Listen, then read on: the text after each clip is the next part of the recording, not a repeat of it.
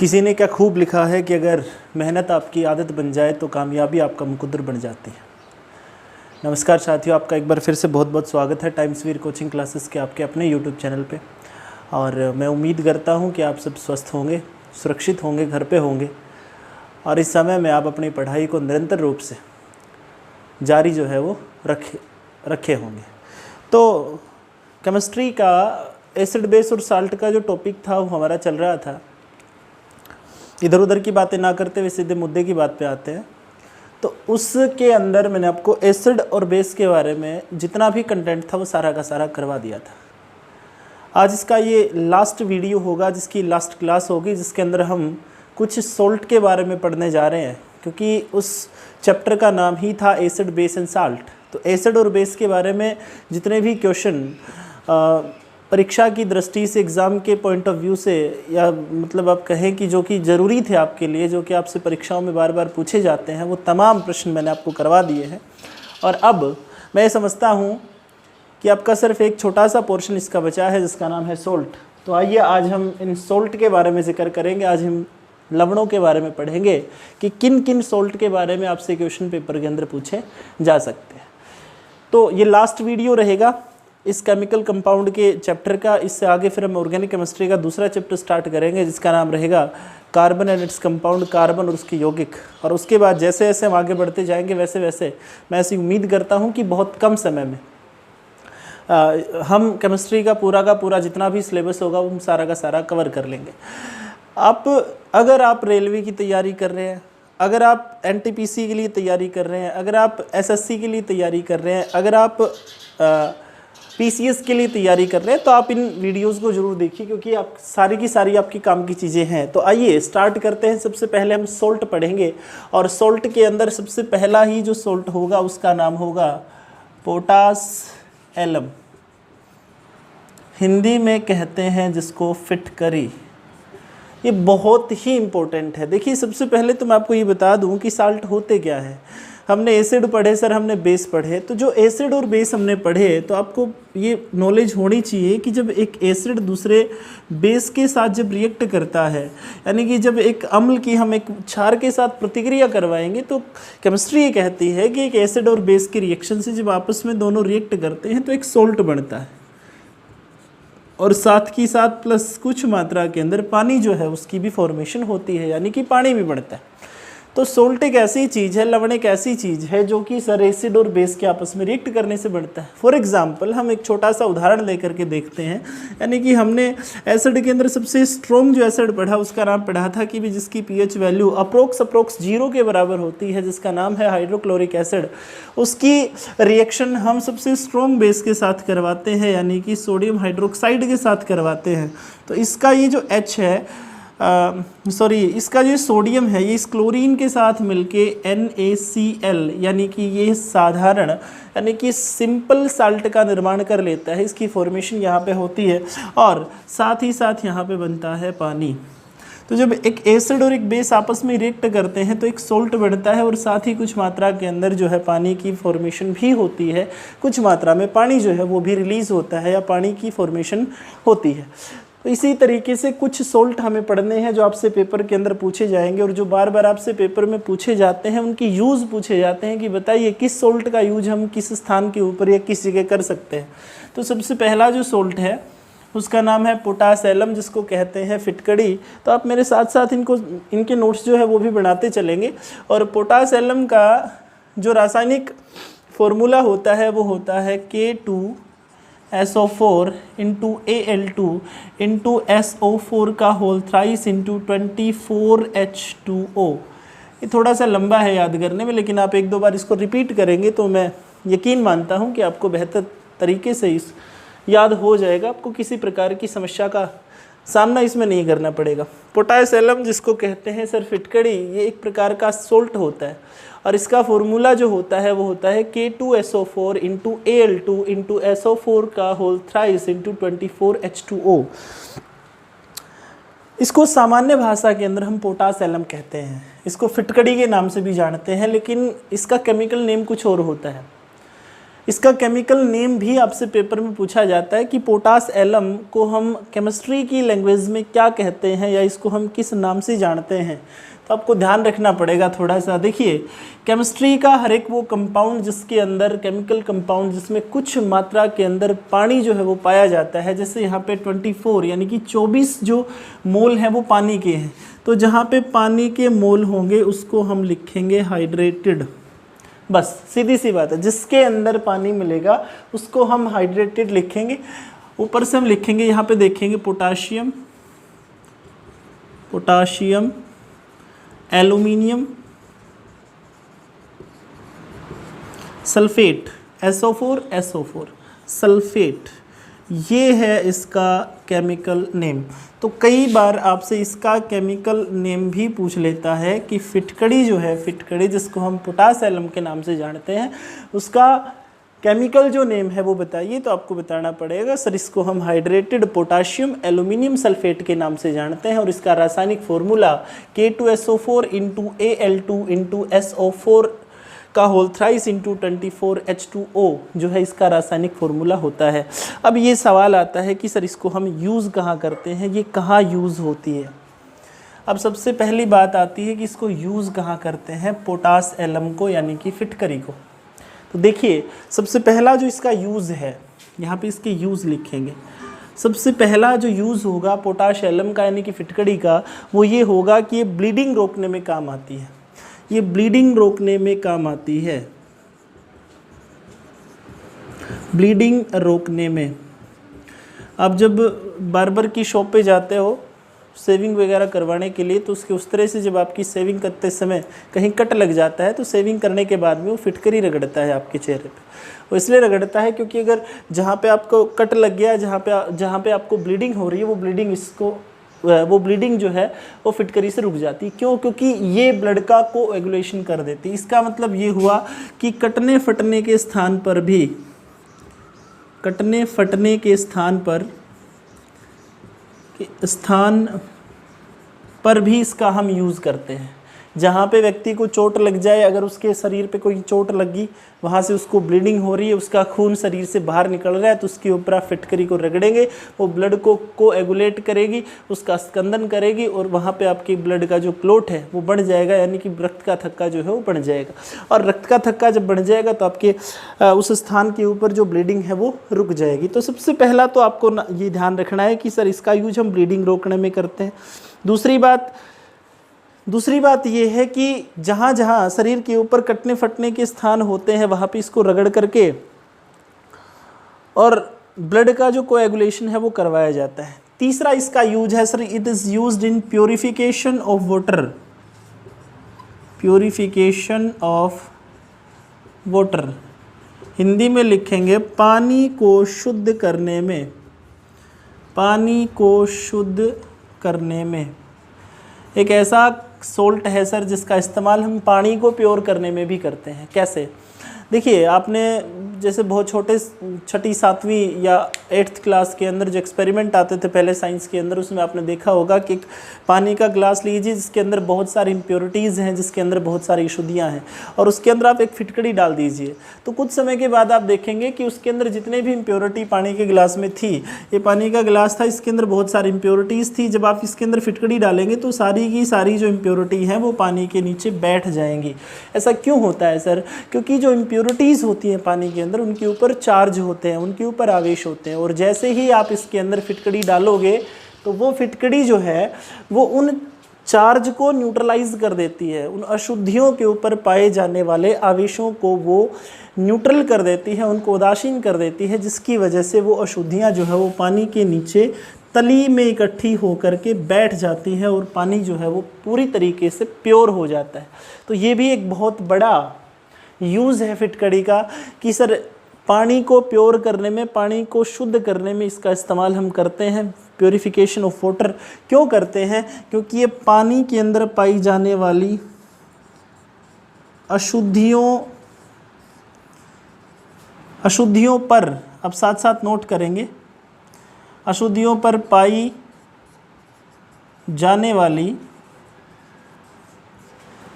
वाले आवेशों आवेशों को उदासीन कर देती है, जिसकी वजह से पानी जो है वो बिल्कुल प्योर यानी कि साफ हो जाता है। तो फिटकड़ी को पोटास एलम के नाम से जानते हैं, K2SO4 into Al2 into SO3 का whole thrice into 24H2O। Bleeding रोकने में काम आती है, कटे फटे स्थान के ऊपर लगाने में यूज़ किया जाता है। पानी का प्योरीफिकेशन करने में भी सर हम पोटास एलम यानी कि फिटकड़ी का यूज करते हैं। इतनी सारी बातें आपको पोटास एलम यानी कि फिटकड़ी के बारे में याद रखनी। दूसरे सोल्ट के ऊपर चलते हैं। हमारे दूसरे सोल्ट का जो फॉर्मूला जो नाम है वो है जिप्सम। दूसरे सोल्ट का जो नाम है वो है सर जिप्सम। और मुझे नहीं लगता कि आप में से कोई ऐसा बच्चा होगा जिसने आज तक जिप्सम के बारे में ना सुना हो। जिप्सम भी एक सोल्ट होता है सर, और जिप्सम का जो फॉर्मूला होता है वो होता है CaSO4 इंटू 2H2O। ये इसका रासायनिक फार्मूला होता है, इसका केमिकल फार्मूला होता है। इसको CaSO4 इंटू 2H2O बोलते हैं। अगर आपसे जिप्सम का केमिकल नेम पूछ लें, अब वहीं पे फिर से अटक गई बात आकर के, इसका केमिकल नेम क्या है। तो मैंने 2 मिनट पहले आपसे एक बात बताई थी कि कोई भी केमिकल कंपाउंड होगा उसके अंदर अगर पानी की मात्रा है तो उसमें हम पहले उसको हाइड्रेटेड लिखेंगे, हाइड्रेटेड कैल्शियम सल्फेट।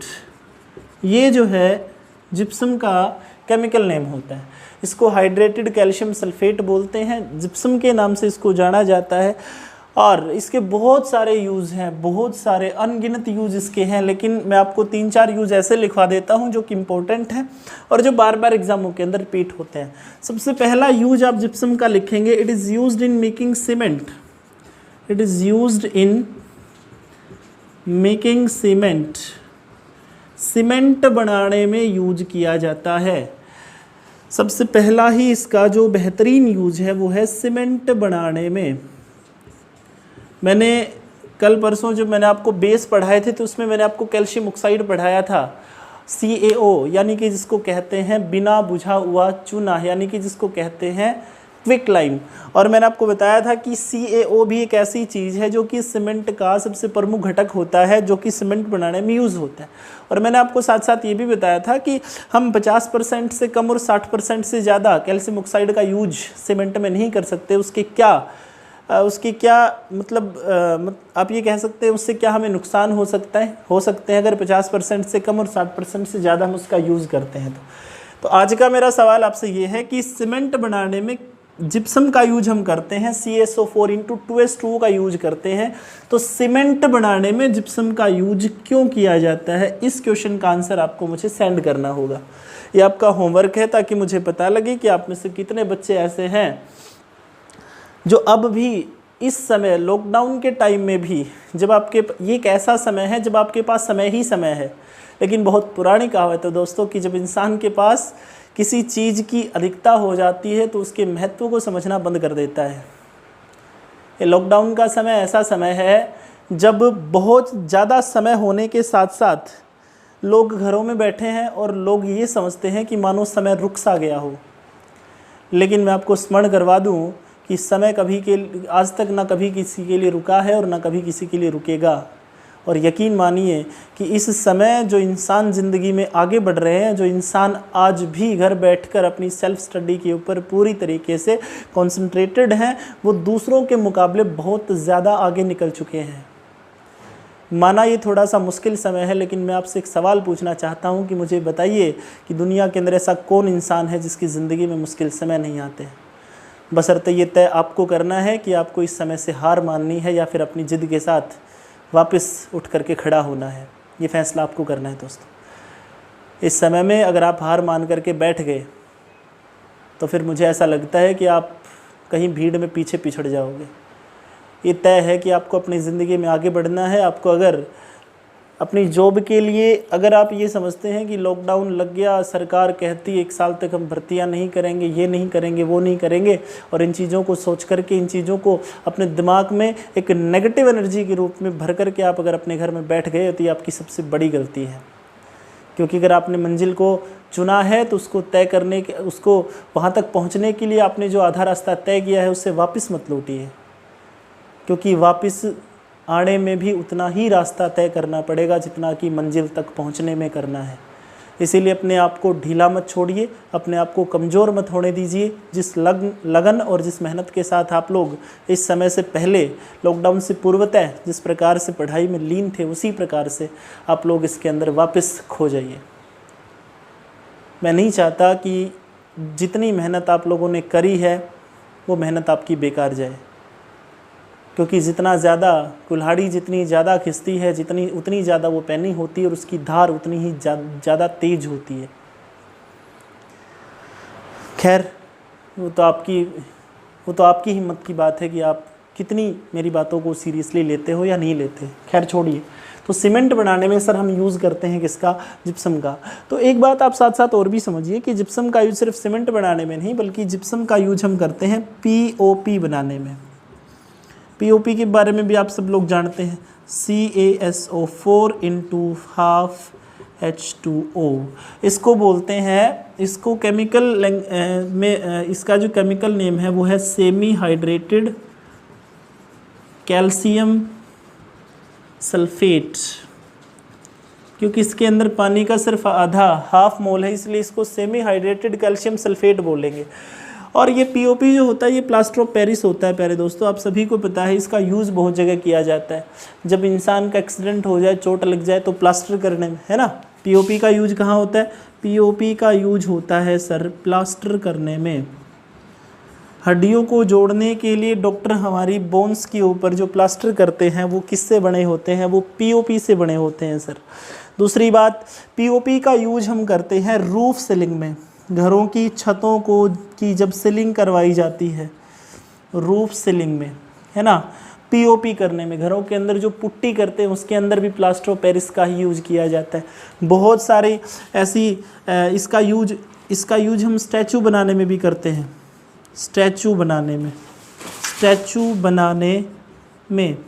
स्टैचू यानी कि मूर्तियाँ बनाने में इसका यूज जो है वो किया जाता है। मैं थोड़ा सा ऊपर लिख देता हूँ।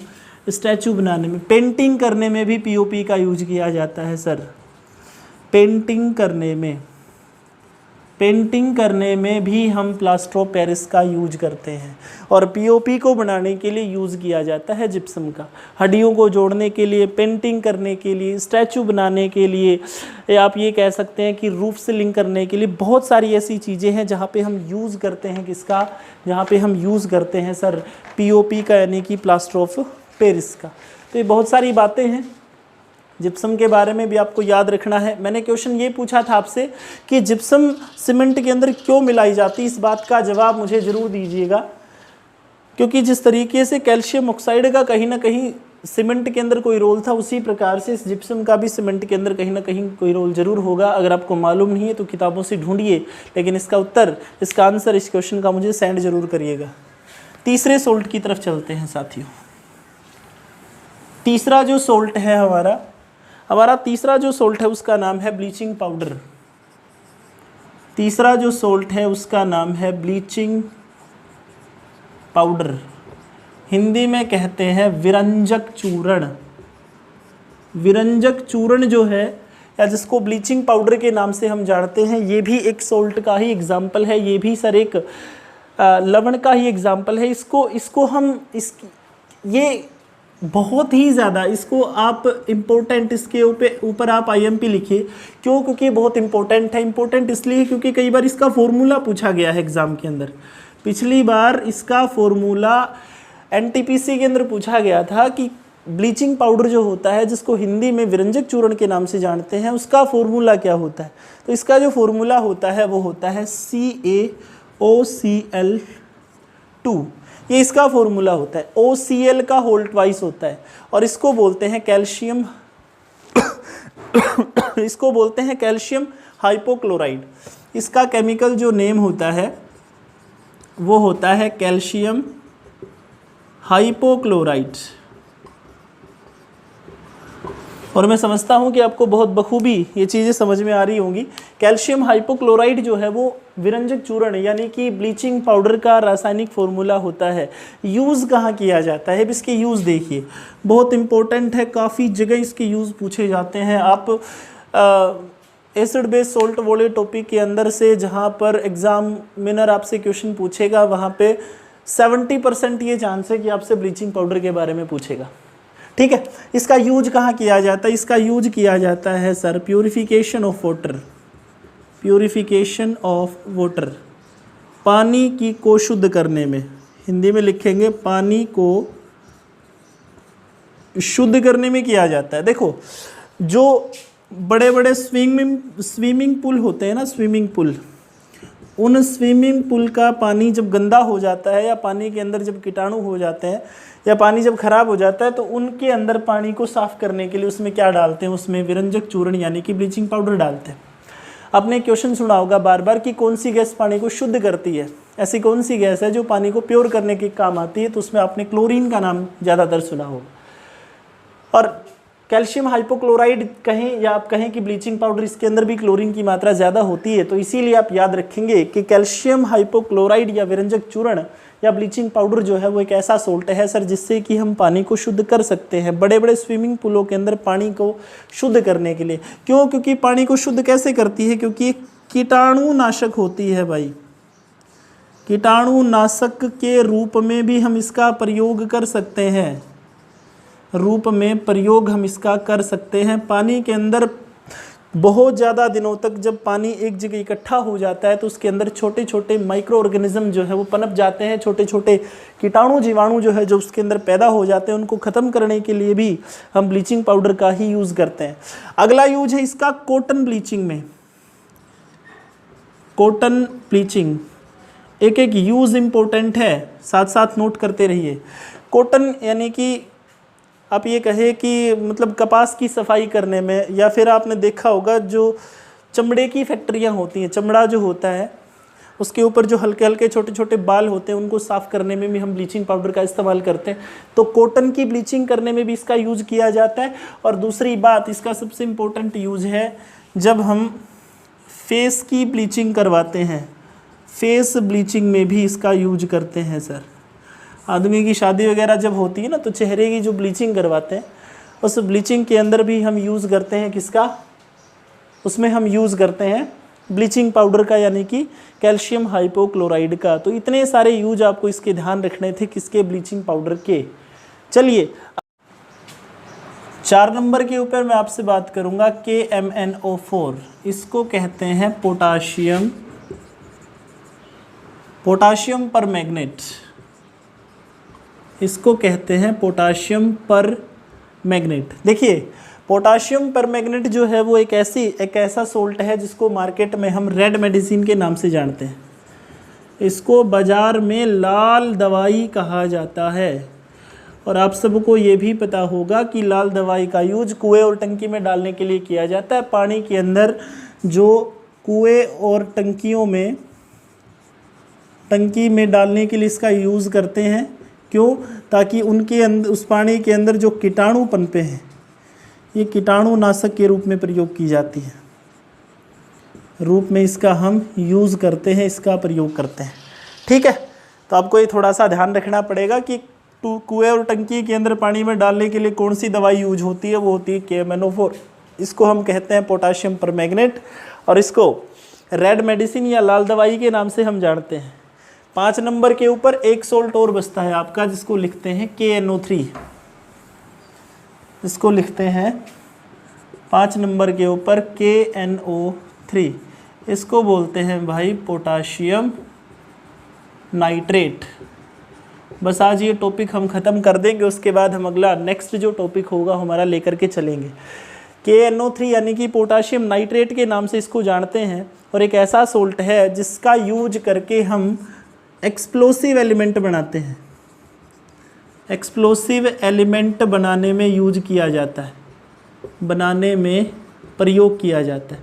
मैंने आपको शायद जब नाइट्रिक एसिड के बारे में पढ़ाया था तब भी बताया था कि हम उसका यूज करते हैं एक्सप्लोसिव एलिमेंट बनाने में।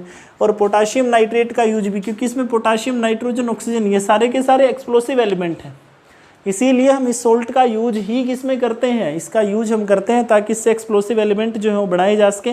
फॉर एग्जांपल जैसे गन पाउडर बनाने में यूज किया जाता है, गन पाउडर बनाने में गन पाउडर बनाने में यानी कि बारूद बनाने में इस्तेमाल किया जाता है। प्यारे दोस्तों, अगर आपसे कोई पूछ ले कि बारूद बनाने में हम कौन से पदार्थ का यूज करते हैं, तो आपका उत्तर, आपका आंसर जो है वो सीधा सीधा होगा कि सर उसके लिए हम पोटाशियम नाइट्रेट का इस्तेमाल जो है वो करते हैं। और दूसरी बात, एक बात आपको ये भी ध्यान रखनी है कि जितने भी फर्टिलाइज़र हम बनाते हैं, फर्टिलाइज़र जो हम बनाते हैं यानी कि जितने भी उर्वरक हम बनाते हैं, चाहे मैं यूरिया की बात करूं, चाहे मैं अन्य फर्टिलाइज़र की बात करूं, वो बनाने में भी इसका यूज जो है वो किया जाता है।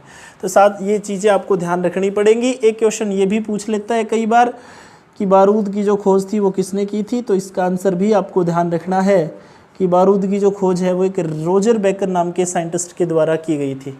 तो ये 5 टाइप के सोल्ट आपको ध्यान रखने थे, और इन्हीं 5 टाइप के सोल्ट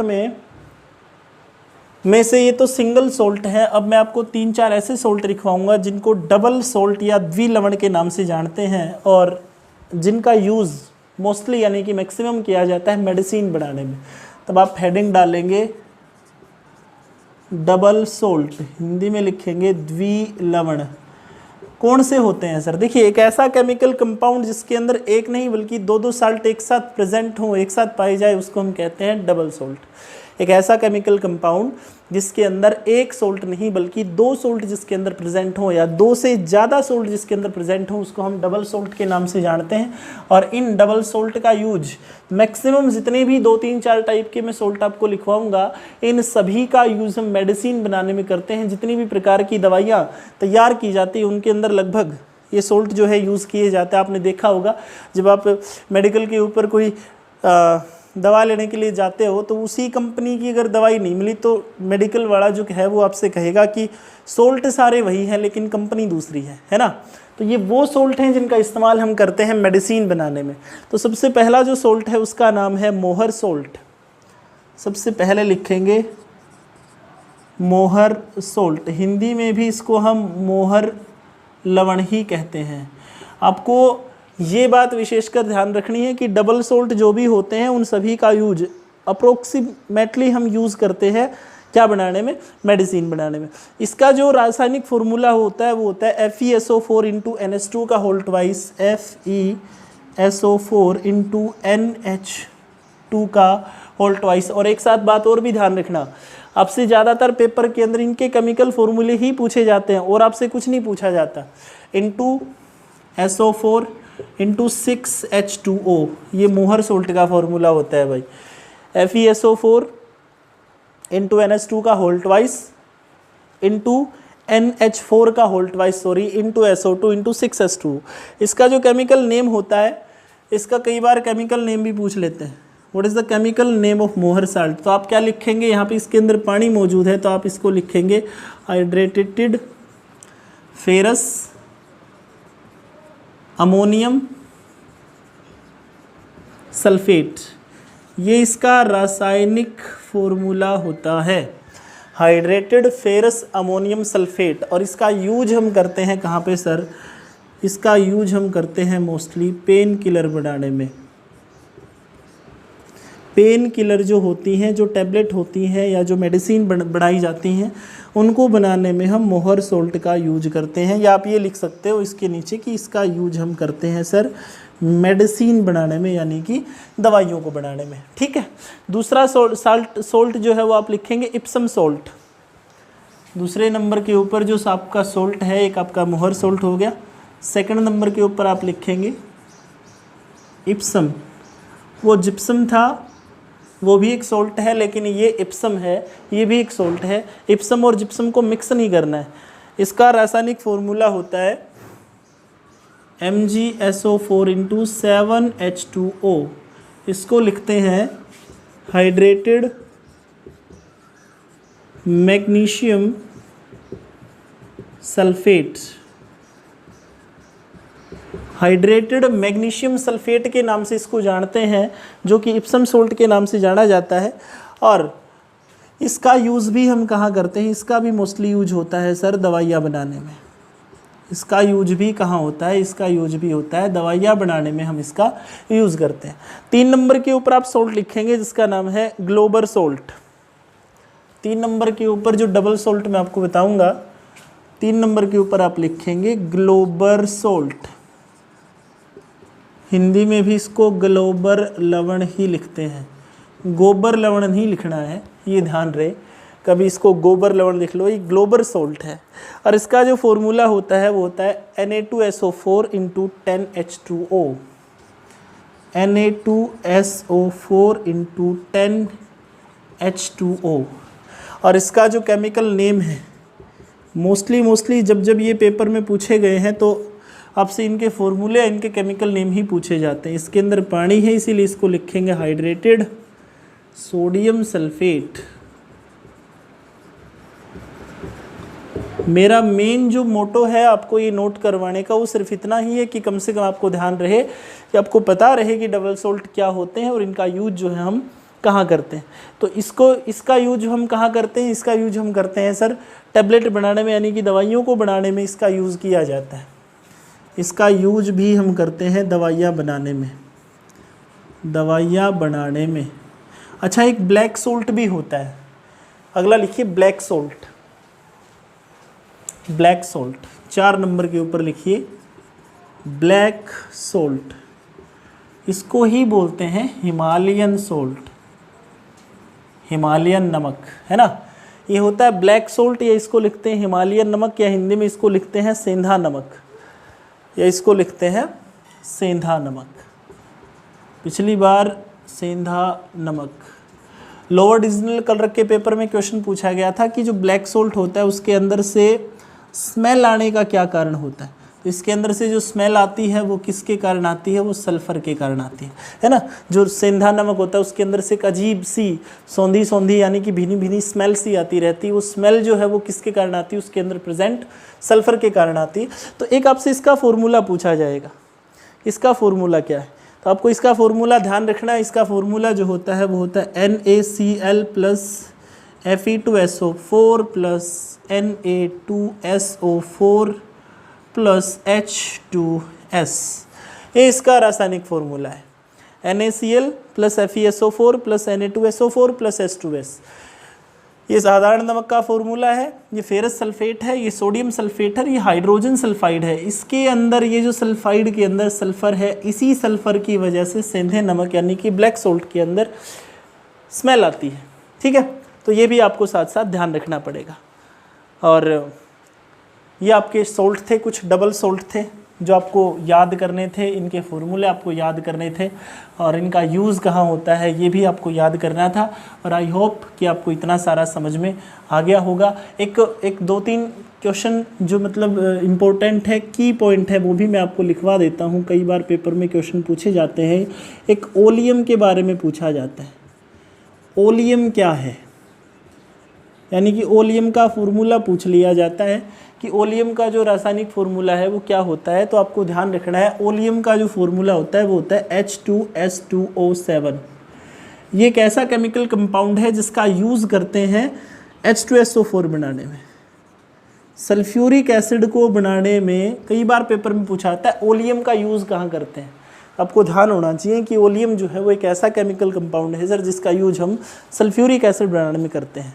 एक की पॉइंट पूछा जाता है कि artificial smog, artificial smog Hindi में लिखेंगे कृत्रिम धुआं बनाने में हम किस चीज़ का यूज करते हैं। पहले देखा होगा ना पुरानी पिक्चरों के अंदर हीरो हीरोइन नाच रहे हैं और उनके नीचे उनके पैरों में एक बहुत डेंस यानी कि सघन सा धुआं जो है वो उड़ रहा है।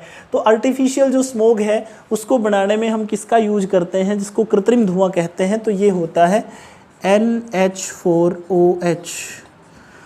NH4OH जिसको कहते हैं सर हम क्या, अमोनियम हाइड्रोक्साइड। इस NH4OH को हम अमोनियम हाइड्रोक्साइड के नाम से जानते हैं। तो लो, आज आपका ये ज्ञान भी वृद्धित हो गया। इसमें भी आपके ज्ञान के अंदर थोड़ी सी वृद्धि होगी कि जो आर्टिफिशियल स्मोग है उसको बनाने में अमोनियम हाइड्रोक्साइड का यूज होता है। एक आती है आर्टिफिशियल रेन, है ना, कृत्रिम वर्षा। ये तो आप सभी को पता ही है, ये बताने की बात नहीं है। इसके लिए सर हम सिल्वर आयोडाइड का यूज करते हैं। लो भाई, मेरी तरफ से आपके जो सोल्ट थे वो कंप्लीट हो गए, मेरा ये चैप्टर भी कंप्लीट हो गया जिसका नाम था एसिड बेस एंड सोल्ट। तो मिलते हैं अगली क्लास के अंदर एक अच्छे से चैप्टर के साथ, एक अच्छे से कंटेंट के साथ, और जिससे आपको भी कुछ सीखने का मौका मिले, मुझे भी कुछ सीखने का मौका। तब तक के लिए धन्यवाद, नमस्कार।